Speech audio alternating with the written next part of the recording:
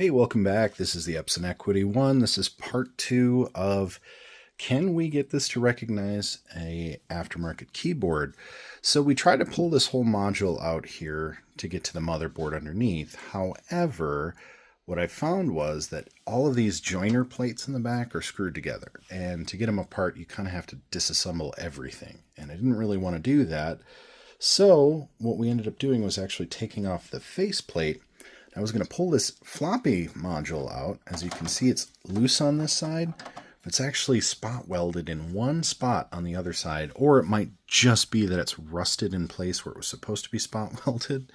However, with the faceplate off, we can see inside pretty well, and it looks like if we just pull these floppies out, we should have enough room to get in and install some jumpers. So I took the side off here. There's two screws that secure the floppies, and then they just pull right out, kind of like any other floppy drive. But as you may remember from the other videos I've done on this floppy drive on top is fairly gummy and doesn't engage very well. So we're going to get this nice and cleaned up. You can see it's pretty dusty in there. And this one on the bottom, actually, the button is really stuck. So we're going to clean that one up too while we're in here. And then I wanted to make sure, because this does look to be a later revision keyboard, or excuse me, motherboard, to make sure we actually have that J2 and J3 jumpers. If you look right here behind that dip switch there, you'll see that empty jumper. That is J3. And over here, you can kind of see it in between those little ceramic capacitors and the chipset there. That is J2. So this does not have jumpers on it, so it would not recognize a third-party keyboard. And you would need that 8-pin connector keyboard. But luckily, being a later revision keyboard, or excuse me, motherboard, we can get it to recognize a keyboard. We just have to put some jumpers in there. So we'll have to take these floppies all the way out. Now, for posterity's sake, the wiring on these, of course, is not exactly coordinated. But as they're arranged here, this is our upper. The upper goes to the inside power jumper down here. Outside is for the lower. And then same thing with the data connectors there. They fit in right here. Red and white go to the outside. So had to record that for myself, but now you know it in case you come across an Equity 1 or an Equity 2. And I'm having a feeling that Equity 2 is going to have the exact same setup. So Equity 2 owners out there who have this keyboard issue, look for these jumpers. I think that might be the ticket. The only other thing I know might come into issue now is actually finding jumpers. They're not something I really keep on hand anymore. It's been probably 30 years. So let's go ahead and get some cleaning done here and see if we can get good access to those jumpers and see what the motherboard looks like.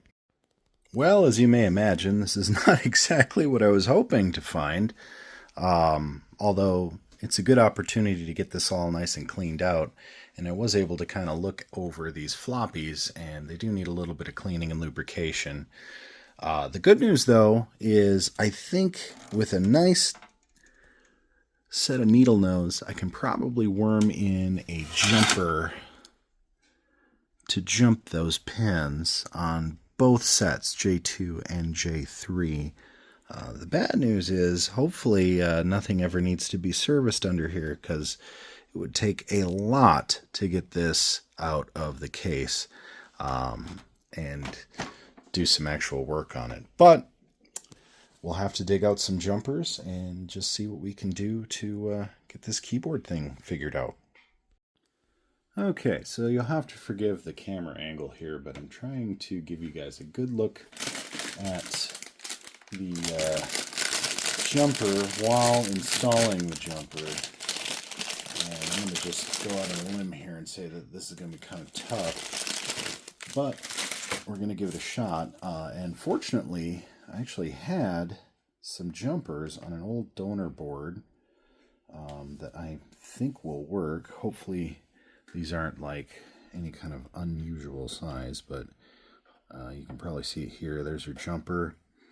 I'm going to go ahead and do J3 on camera. And of course, I dropped the first one, so pick that up later. I use the other one here first.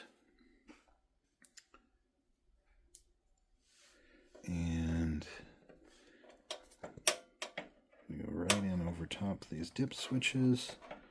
And hopefully, if we can at least get it started.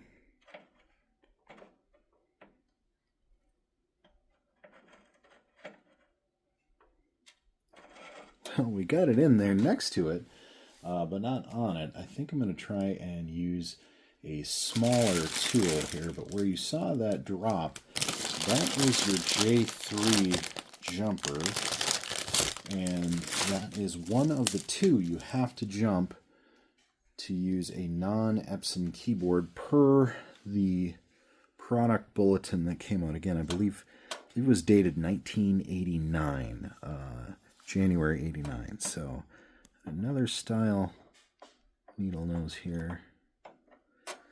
I don't think it's going to work. Not with the camera in the way. But you get the gist. I'm going to go ahead and get these jumpers seated, and we will get to reassembly. All right. Well, you can't hardly see it, but I did manage to get both jumpers in place. One thing I'll say about this J3 is it fits on there really loose, but I think it's made the jump connection, so we're just going to kind of hope. We're going to go ahead and get this cleaned out a little bit and reassemble, minus the top cover, just to test the keyboard and see if this will actually work. So hopefully we get that boot.